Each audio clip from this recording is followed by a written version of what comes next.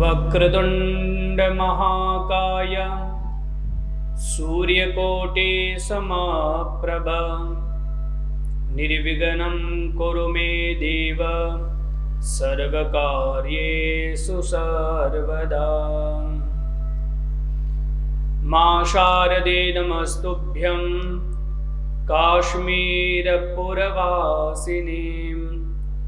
त्वामहं प्रार्थये नित्यं विद्यादानं च देहि मे। दक्षिणे लक्ष्मणो यस्य वामे च जनकात्मजा पुरतो मारुतिर्यस्य तं वन्दे रघुनन्दनम्। ओंकारबिन्दुसंयुक्तं नित्यं ध्यायन्ति योगिनः कामदं मोक्षदं चैव ओंकाराय नमो नमः। भक्ति भक्त भगवंत गुरु चतुर्नाम वपुएक इनके पद वंदन किए नाशत विघ्न अनेक नाशत विघ्न अनेक। शिव महापुराण की जय। काशी विश्वनाथ भगवान की जय। श्री व्यास महाराज की जय। श्री सूत जी महाराज की जय। नमः पार्वती पतये हर हर महादेव शंभो।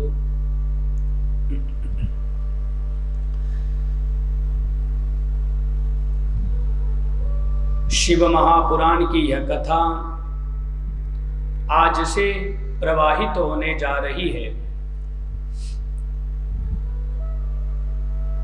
सज्जनों, यह शिव महापुराण की कथा हिंदू धर्मशास्त्र के अंदर अष्टादश पुराण है। अष्टादश पुराण के अंतर्गत एक महापुराण है जिसे शिव महापुराण कहा गया है। जिस प्रकार आप प्राय नित्य श्रवण करते हैं श्रीमद् भागवत की कथा, श्रीमद् देवी भागवत की कथा, ब्रह्म वैवर्त पुराण इत्यादि, गणेश पुराण इत्यादि, उसी प्रकार शिव महापुराण भी अष्टादश पुराणों में एक विशेष पुराण है। अधिक मास का यह पावन उपलक्ष्य 19 वर्षों के बाद यह शिव जी का जो परम पवित्र और परम प्रिय जो महीना है, सावन का महीना, 19 वर्षों के बाद यह पुनः अधिक मास का संयोग प्राप्त हुआ है। प्रिय सज्जनों, यह पावन मास, इसको अधिक मास भी कहते हैं। अब इसका नाम ही अधिक है तो इसमें हमें भगवान की पूजा भी अधिक करनी चाहिए। इसमें जो भी कार्य करते हैं महापुरुष बताते हैं, इस महीने के अंदर, इस मास के अंदर अगर कोई भी कार्य हम करते हैं तो उसका अधिक लाभ, अधिक पुण्य प्राप्त होता है। चाहे वह आप सत्कार्य करो, चाहे वह आप पाप कर्म करो, अगर आप पुण्य के काम करोगे तो आपको पुण्य का जो है अधिक फल प्राप्त होगा। दूसरे महीनों में जो पुण्य करने का फल प्राप्त होता है उससे काफी ज्यादा।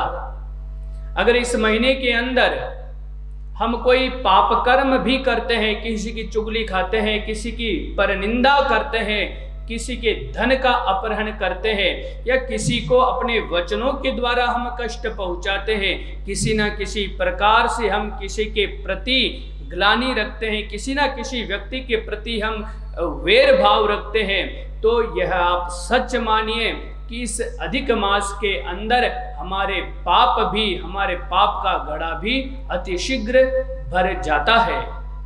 इसलिए अधिक मास के अंदर अधिकस्य अधिकम फलम कहा गया है कि इस महीने के अंदर अधिक से अधिक आप पुण्य कर्म करें, भगवान की कथा का श्रवण करे और तीर्थों का निवास करे, तीर्थों पर स्नान करे, पुण्य नदियों में आप स्नान करे, हरि नाम का संकीर्तन करे और भोलेनाथ की आप खूब भक्ति करे और शिव महापुराण की कथा का आप श्रवण करते हैं, तो ये 19 वर्षों के बाद में जो पुण्य महीना, पुण्य मास हमें प्राप्त हुआ है भोलेनाथ की असीम अनुकंपा से। काफी जने तो ऐसे थे जो आस लगा करके बैठे हुए थे कि 2023 के अंदर अधिक मास आने वाला है, खूब भगवान की भक्ति करेंगे, भगवान की कथा का श्रवण करेंगे, लेकिन सज्जनों दुर्भाग्य था कि वह इस पवित्र महीने को देख नहीं पाए और वह इस धरती पर नहीं रह पाए। लेकिन हम सौभाग्यशाली हैं, भगवान महादेव की कृपा हमें प्राप्त हुई है, उनकी कृपा से ही हमें ये पवित्र महीना प्राप्त हुआ है और भगवान भोलेनाथ की कृपा से ही हमें शिव महापुराण श्रवण करने का पुण्य प्राप्त हुआ है। तो आप सभी अपना समय गंवाए बिना जो 1 महीना हमें आज से प्राप्त हो रहा है, इस पवित्र महीने के अंदर आप ब्रह्मचर्य व्रत का पालन करते हुए, यम नियम संयम से रहते हुए एवं अपने 10 इंद्रियों को, ज्ञानेंद्रिया हो या कर्मेंद्रिया हो, इन 10 इंद्रियों को जीत करके इन 10 इंद्रियों को महादेव के समर्पित कर दीजिए। मैं सच कहता हूं, अगर आप 10 इंद्रियों से महादेव के प्रति समर्पित हो जाएंगे तो महादेव मिलने में और महादेव की कृपा होने में हमको समय नहीं लगेगा। भोलेनाथ इस संसार के अंदर सज्जनों, अगर कोई परम कल्याणदायक कोई देवता है तो वो है भोलेनाथ, यानी कि हमारे शिव शंकर। शिव का अर्थ ही यही है कि जो सभी का कल्याण करे, जो सभी के प्रति सत्य भाव, प्रेम भाव और करुणा भाव रखते हो, वही तो हमारे भोलेनाथ है। जिसके अंदर ब्रह्मा विष्णु महेश का एक ही रूप में, ब्रह्मा हो या विष्णु हो, वो त्रिदेव जो है अगर एक देवता के अंदर समाहित है तो वो है भोलेनाथ। इसका प्रत्यक्ष उदाहरण भी है त्र्यंबकेश्वर ज्योतिर्लिंग, जहां पर ब्रह्मा विष्णु महेश शिवलिंग के रूप में स्थापित है। शिवलिंग की पूजा जो निराकारी व्यक्ति होते हैं, जो निराकार को मानते हैं, उनके लिए भगवान भोलेनाथ का शिवलिंग निराकार स्वरूप है। और जो भगवान को साकार रूप में पूजता है, भगवान को साकार रूप में जिनको पूजना अच्छा लगता है, तो हमारे भोलेनाथ साकार रूप में भी हैं। आप नित्य प्रतिदिन उज्जैन के जो महाकालेश्वर महादेव है, उनके आप नित्य प्रतिदिन उनके स्वरूप को आप देखते ही देखते हैं। आज दुनिया के अंदर सबसे ज्यादा अगर कोई तस्वीर, अगर कोई ज्यादा कोई फोटो भगवान का वायरल होता है तो वो हमारे महादेव का होता है, जो इतना अच्छा श्रृंगार करते हैं वहां के विद्वान लोग। तो जो सगुण रूप में उपासना करना चाहते हैं तब भी महादेव के शरण में आते हैं, और जो निराकार की पूजा करते हैं वह किसी ना किसी प्रकार से महादेव की ही पूजा करते हैं। त्रिदेवों के अंदर महादेव जो है ओम का स्वरूप है, ओमकार बिंदु संयुक्तम। महादेव के लिए कहा गया है कि महादेव का स्वरूप क्या है, तो ओमकार स्वरूप है। और आपको पता है ओम बनता है आ ई और ऊ से, जिसके अंदर ब्रह्मा विष्णु महेश समाहित है, वह भगवान भोलेनाथ ही है। भगवान भोलेनाथ की पूजा करने से हमें ब्रह्मा जी की पूजा करने का भी सौभाग्य प्राप्त होता है, और भगवान विष्णु की पूजा का भी सौभाग्य प्राप्त होता है, और भूतन भावन भोलेनाथ का तो हमें कृपा प्रसाद प्राप्त होता ही होता है। भगवान महादेव से बढ़कर के इस त्रिभुवन के अंदर, प्रिय सज्जनों में सच कहता हूं, महादेव से बढ़कर के कोई अन्यत्र देवता इस धरातल पर है नहीं। आज महादेव की ख्याति प्रख्याति विख्याति देश ही नहीं अपितु संपूर्ण विश्व के अंदर आज शिवलिंग प्रकट हो रहे हैं। महादेव कोई भी धर्म पंथ संप्रदाय के क्यों न हो, वो किसी न किसी प्रकार से हमारे भोलेनाथ की ही पूजा करते हैं और भोलेनाथ के ही उपासक रहे हैं उनके वंशज। भोलेनाथ की यह कथा श्रावण महीने के इस अधिक मास में हमें प्राप्त हुई है। सज्जनों, ये अधिक मास कैसे आया? वैसे ज्योतिषीय गणना के आधार पर हम बात करें तो ज्योतिषीय गणना के आधार पर ज्योतिष में 2 मास होते हैं, चंद्रमास और सूर्य मास। चंद्रमास जो होते हैं वह 354 दिन के होते हैं और सूर्य मास जो होते हैं वह 364 दिन के होते हैं। तो यहाँ पर 365 दिन का सूर्य मास होता है। तो यहाँ पर 1 साल के अंदर सूर्य मास और चंद्रमास में 10 दिनों का अंतर आ जाता है। तो उसी अंतर को खत्म करने के लिए, काल गणना को सुचारू रूप से चलाने के लिए हर 3 वर्ष के बाद में एक अधिक मास हमें प्राप्त होता है। वही हम पौराणिक कथा के आधार पर बात करें तो जब हिरण्यकश्यपु ब्रह्मा जी से वरदान प्राप्त करके जब भगवान नृसिंह प्रकट हुए तो उनसे एक एक वचन बताने लगा कि मैं तो ना नर से मरूं, ना नारायण से मरूं, ना अस्त्र से मरूं, ना शस्त्र से मरूं। और अंतिम में तो यह कह दिया कि मैं भगवान ब्रह्मा के द्वारा बनाए हुए 12 महीनों में कभी ना मरूं। तब उसी वक्त भगवान श्री हरि नृसिंह भगवान ने कहा कि हिरण्यकशिपु, मुझे पता था तूने यह वरदान भी मांग रखा है, इसीलिए तेरे लिए मैंने 13वां महीना अर्थात अधिक मास प्रकट किया है, अब मैं तुझे मारूंगा। तो ये अधिक मास भगवान की कथा श्रवण करने का है बंधुओं, यह अधिक मास पुण्य करने का है।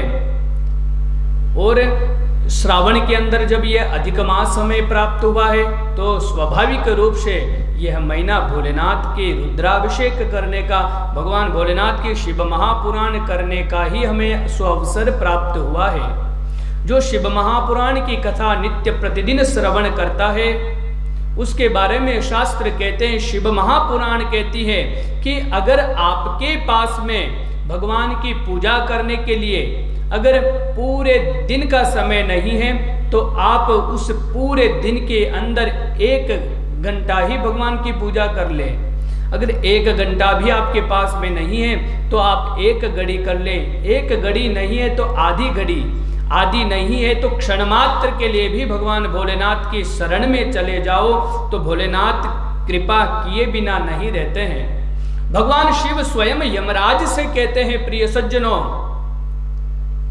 कि हे यमराजो, कि जो कोई भी, हे यम के दूतों, जो कोई भी मेरे ये 3 पवित्र नाम लेते हैं जो 2 अक्षर के हैं, शिव, रुद्र और हर, जो प्राणी चाहे कितना भी पाप कर्म किए हो, चाहे कितना भी दुराचारी हो, चाहे कितना भी व्यभिचारी हो, चाहे वह कितना भी बड़ा ब्रह्म हत्यारा हो, अगर वह मनुष्य भी मरते समय मेरे इन 3 नामों को जो 2 अक्षर के हैं उनका उच्चारण कर लेता है तो हे यम के दूतों, तुम उसे अपने यम पासों में मत बांधना, उनको लेने तो साक्षात मेरे शिव के गण यानी कि मेरे गण उनको लेकर के शिवलोक में लेकर के आएंगे। वह यम के द्वार पर जाने के लिए नहीं है, वह तो शिव के द्वार पर आने के लिए बने हैं। चाहे भाव से, कुभाव से, आलस्य से, किसी भी प्रकार से अगर कोई व्यक्ति मेरा नाम लेता है तो मैं सच कहता हूं कि उसे मेरी कृपा हुए बिना रह नहीं सकती। प्रिय सज्जनों, भगवान शिव स्वयं कहते हैं, अपने यमदूतों को आज्ञा देते हैं, एक बार एक ब्रह्म हत्यारा जो बहुत बड़ा पापी था, बहुत बड़ा व्यभिचारी था, उसका एक ही काम था कि ब्राह्मणों की हत्या करना, गाय की हत्या करना और मंदिरों का तहस नहस करना और लूटना, मारना, काटना, यही उसका कर्म था। जब वह मृत्यु के पास गया, मृत्यु के समीप गया तो उसकी मृत्यु हुई।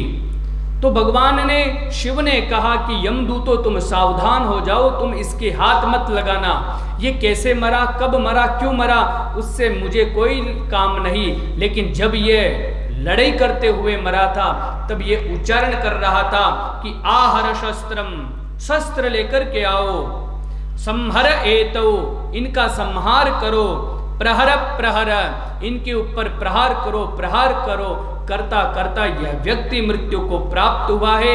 जब यह ऐसे शब्दों का उच्चारण कर रहा था तो इन शब्दों के अंदर संहर, संहर के अंदर मेरा नाम आ रहा था हर, और प्रहर, प्रहर में भी मेरा नाम आ रहा था हर। इसलिए इसने मेरे पवित्र द्वयाक्षर मंत्र हर का उच्चारण किया मरते समय। इसलिए अब यह यमपुरी जाने के लिए नहीं, यह तो शिवलोक आने के योग्य बन गया है। प्रिय सज्जनों, ये बात मैं नहीं बोल रहा अपने मन से, स्वयं भगवान शिव देवादिदेव महादेव यम के दूतों से यह निवेदन कर रहे हैं कि यमदूत, यम के दूतों, तुम उनको स्पर्श भी मत करना, क्योंकि इसने मरते समय चाहे किसी भी भाव से, किसी भी कारणवश, किसी भी संक्षेप में मेरा नाम लिया है, लेकिन लिया तो मेरा ही नाम है। इसलिए अब यह तुम्हारे लिए नहीं बने हैं, अब तो इनका कल्याण ही होगा। अब ये पुनः माता के गर्भ में जाकर के माता के दुग्ध पान नहीं करेंगे। आज से यह हमारे यहाँ आकर के मेरे यहाँ पर मेरे गणों के अंदर समाहित हो जाएंगे और ये मेरे साथ में ही पूजा के योग्य बन जाएंगे। इनको दुनिया पूजा करेगी।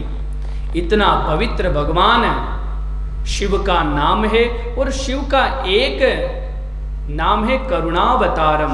आप सभी प्राय प्रार्थना करते हैं कि कर्पूर गौरम करुणावतारम, कि हे प्रभु आप कितने सुंदर हैं, कपूर की भांति सुंदर हैं। सज्जनों, अगर कोई सुंदर होता है, अब कपूर कितना सुंदर होता है आप सभी को पता है।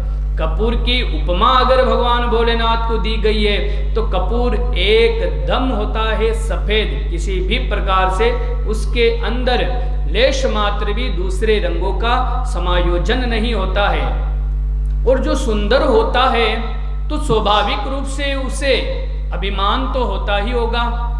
जो सुंदर है तो उसको सुंदरता का अभिमान होता है, लेकिन हमारे भोलेनाथ कर्पूर गौरम अभिमान रूपम नहीं है, करुणावतारम, सुंदर होते हुए भी करुणा के अवतार है। उनके पास में देव नाग गंधर्व किन्नर कोई भी चला जाए, यहाँ तक पापी से पापी दुराचारी भी चला जाए, वह उनका कल्याण किए बिना रहते नहीं हैं, क्योंकि शिव का नाम ही कल्याण रूप है। भगवान शिव का, शिव शब्द का अर्थ ही यही है, कल्याण करना। तो ऐसे कल्याण स्वरूप भगवान देवादिदेव महादेव की हमें यह कथा श्रवण करने का सो अवसर प्राप्त हुआ है।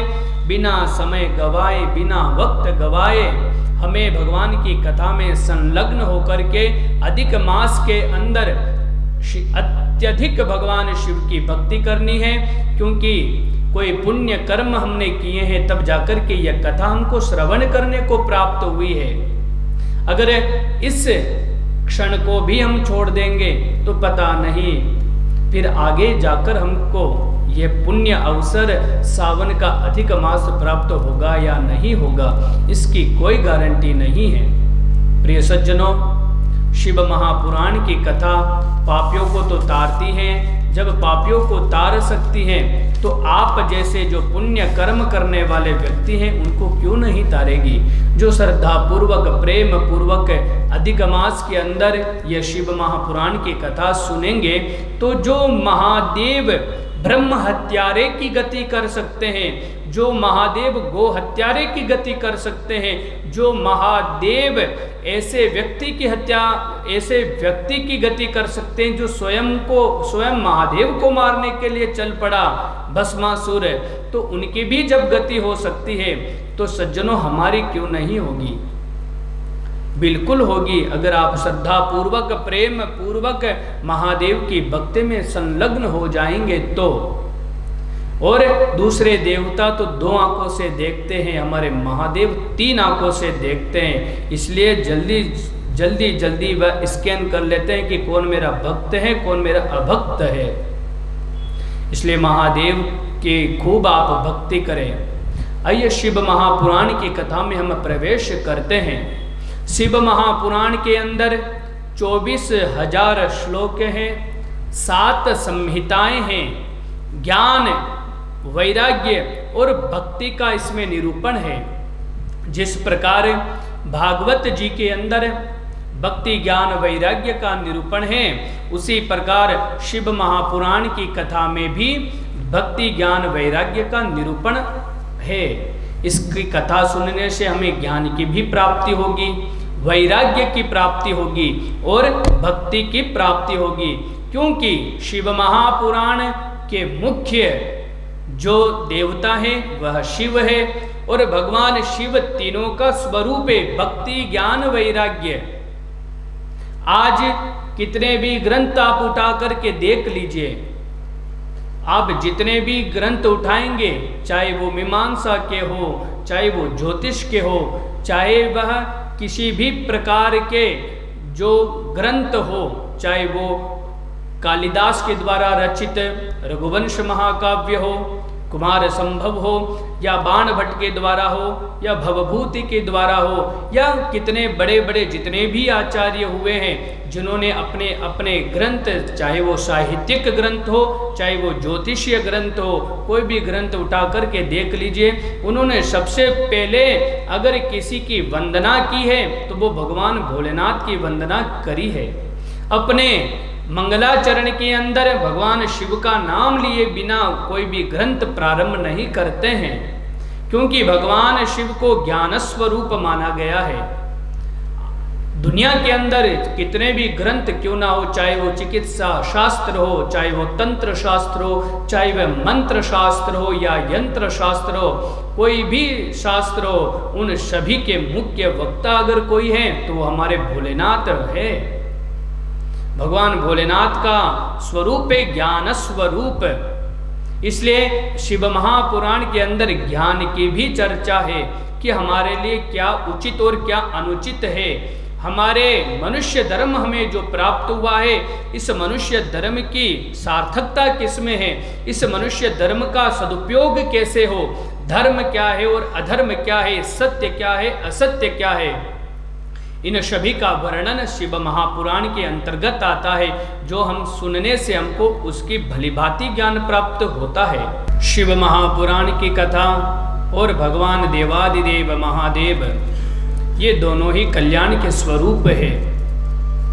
शिव महापुराण की कथा सज्जनों साक्षात सचेतन शब्दमय स्वरूप है भगवान भोलेनाथ का। भगवान के अनेकानेक स्वरूप होते हैं और भोलेनाथ के तो वैसे भी काफी ज्यादा स्वरूप है। शास्त्रों में वर्णन आता है कि भगवान का जो स्वरूप होता है वो पारे का भी होता है, स्फटिक का भी होता है और मिट्टी का भी होता है, जो सबसे श्रेष्ठ माना गया है पार्थिव शिवलिंग। और भगवान के नर्मदेश्वर जो नर्मदा का कंकर, कंकर ही शंकर है। तो भगवान के अनेकानेक रूप है, उनमें एक रूप व्यास जी महाराज ने शब्दमय स्वरूप बनाया है, वह है शिव महापुराण की कथा, जिसके पृष्ठ पृष्ठ पर शंकर स्पष्ट रूप से हो विद्यमान, वह होती है शिव महापुराण। शिव महापुराण की कथा को, शिव महापुराण को कोई सामान्य ग्रंथ मत समझ लेना सज्जनों। ये किसी के द्वारा किसी के ऊपर लिखा हुआ ग्रंथ नहीं है, किसी कवि के द्वारा लिखी हुई कविता भी नहीं है, या किसी प्रेमी की या प्रेमिका की याद में प्रेमी के द्वारा लिखा हुआ कोई ग्रंथ हो, ऐसा भी नहीं है। ये तो शब्दमय भगवान का सचेतन स्वरूप है, भगवान शिव का वांगमय स्वरूप है, शब्दमय स्वरूप है, अक्षरमय स्वरूप है शिव महापुराण की कथा। और कूर्म पुराणांतर्गत एक श्लोक आता है। कूर्म पुराण जो भगवान विष्णु का पुराण है, भगवान श्री हरि का पुराण है। कूर्म पुराण के अंदर कहा गया है कि सतयुग के अंदर ब्रह्मा कृत युगे, जो ब्रह्मा जी कृत कहते हैं सतयुग को, सतयुग के अंदर अगर किसी की उपासना होती थी तो वो ब्रह्मा जी महाराज की होती थी, जो चतुर्भुजधारी है। देवस्त्रेतायाम भगवान रवि ही, और त्रेता युग में भगवान सूर्य की उपासना होती थी। तभी तो आदित्य हृदय स्तोत्र त्रेता युग के अंदर प्राप्त हुआ था। रावण को अगस्त ऋषि के द्वारा भगवान श्री राम जी महाराज को प्राप्त हुआ था त्रेता युग के अंदर। यानी कि भगवान राम भी त्रेता युग में भगवान सूर्य की उपासना करते थे। तो सतयुग के जो देवता हैं वह ब्रह्मा जी हैं, त्रेता युग के देवता भगवान श्री सूर्य नारायण है, और द्वापरे दैवतम विष्णु, और द्वापर युग के देवता भगवान श्री हरि यानी कि विष्णु हमारे कृष्ण कन्हैया का जिस युग के अंदर प्रादुर्भाव हुआ वह द्वापर युग था।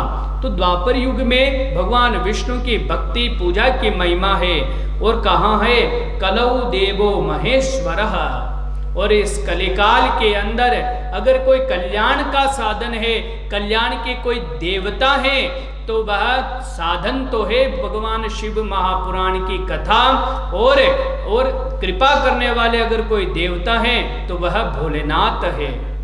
ये मैं नहीं कह रहा, कूर्म पुराण व्यास जी महाराज स्वयं कह रहे हैं कि ब्रह्मा जी की पूजा सतयुग में होती थी, त्रेता युग में भगवान सूर्य की पूजा, द्वापर में भगवान विष्णु की पूजा, और कलिकाल के अंदर भगवान शिव ही देवता है। क्योंकि इधर है कलयुग और उधर है कलिकाल के देवता भगवान शिव।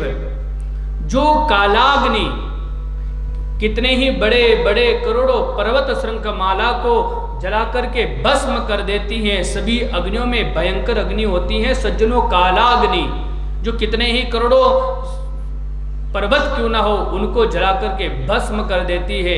उसी प्रकार कालाग्नि जिस प्रकार से करोड़ों पर्वतों के समूह को विनाश कर देती है, उसी प्रकार हमारे देवादिदेव महादेव का जो पवित्र नाम है शिव, रुद्र और हर, जो उच्चारण कर लेता है तो ये सच कहता हूँ उसके जीवन के अंदर एक जन्म नहीं जन्म जन्मांतरों के अंदर कितने ही दारुण दुखों के पर्वत क्यों ना हो, कितने भी कष्ट पीड़ा रोग शोक पापों के पर्वत क्यों ना हो, तत्काल उनको भस्म कर देता है भगवान शिव का नाम।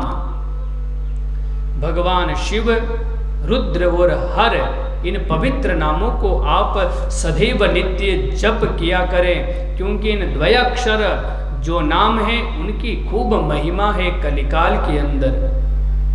शिव महापुराण की पवित्र कथा नैमिषारण्य के पवित्र तीर्थ पर शौनकादि 88,000 ऋषि एकत्रित हुए, और जैसे ही उनकी सभा में 16 वर्षीय सूत जी महाराज का आगमन हुआ, सभी ने हाथ जोड़ करके सूत जी महाराज से प्रार्थना करी कि हे गुरुदेव, हे सुत महाप्राज्ञ सर्व सिद्धांत विप्रभो, आख्याहि में कथा सारम पुराणानाम विशेषतः।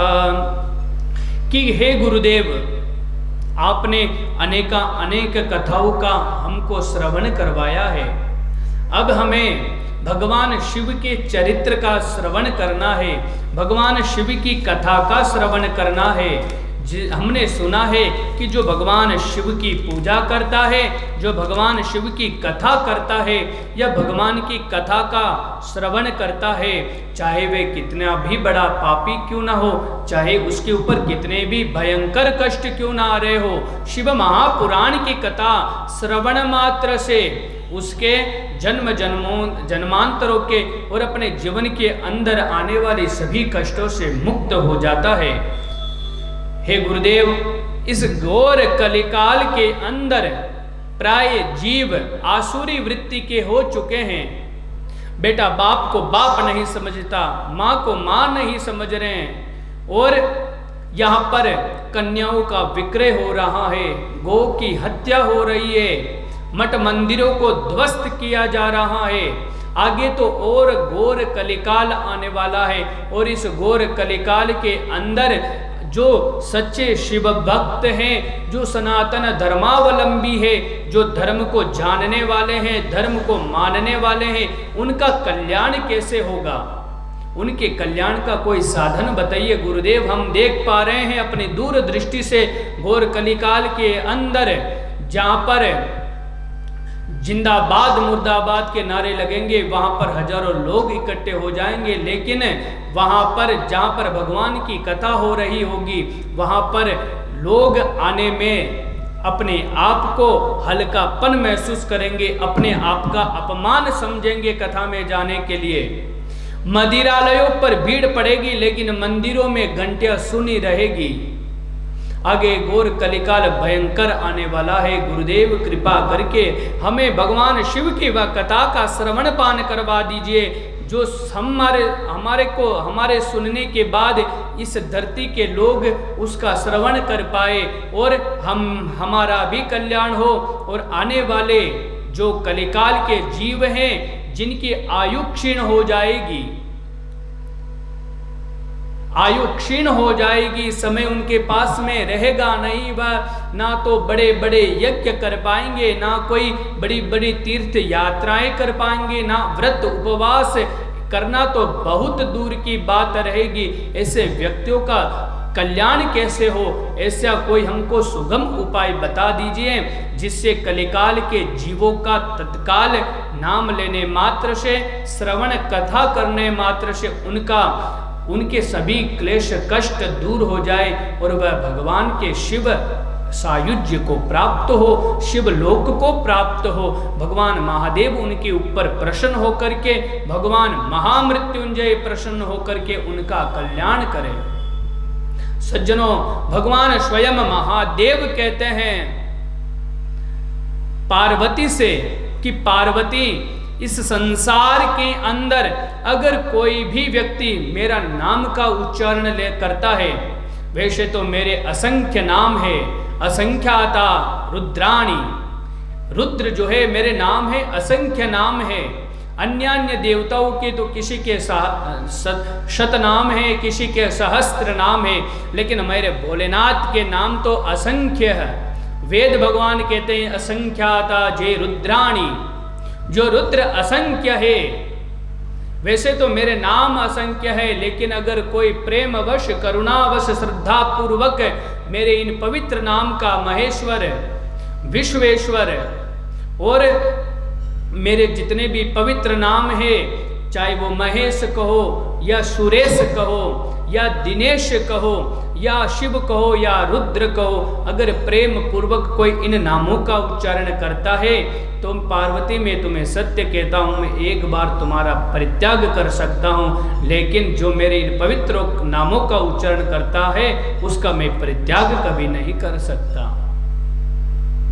श्री सूत जी महाराज कहने लगे कि हे ऋषियों, तुम धन्य हो, तुम्हारी बुद्धि धन्य है, तुम्हारा मन धन्य है, तुम्हारे गुरु धन्य है, तुम्हारे माता पिता कुल खानदान धन्य है, जो तुमने अपने लिए नहीं अपितु आने वाले घोर कलिकाल के प्राणियों के हित के लिए प्रश्न किया।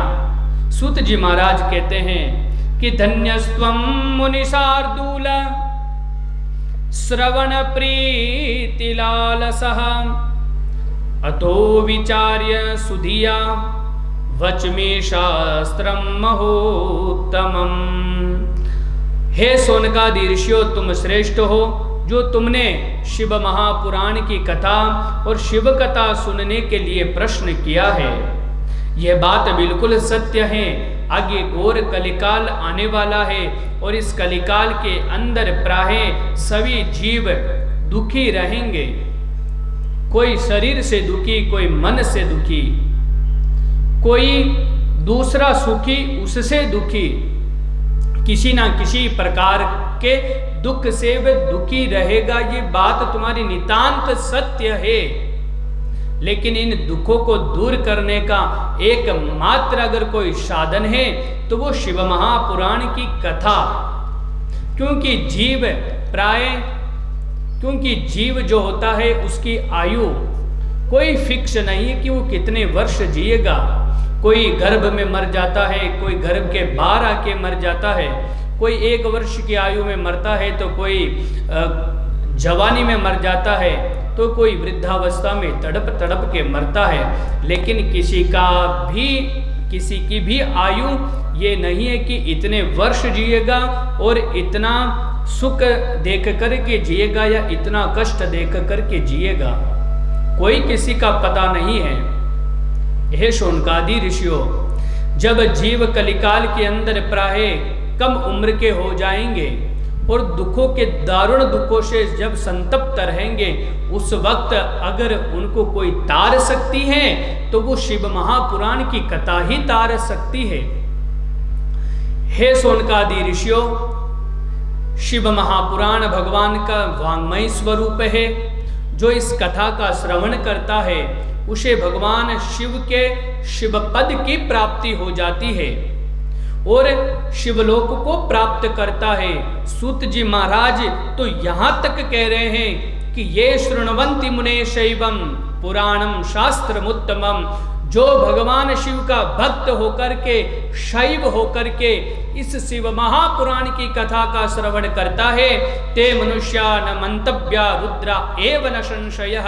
शिव महापुराण कहती है कि फिर वह मनुष्य मनुष्य नहीं रहता, वह पुरुष पुरुष नहीं रहता, वह स्त्री स्त्री नहीं रहती, रुद्रा एव न संशयः, वह स्वयं रुद्रमय और रुद्र हो जाता है।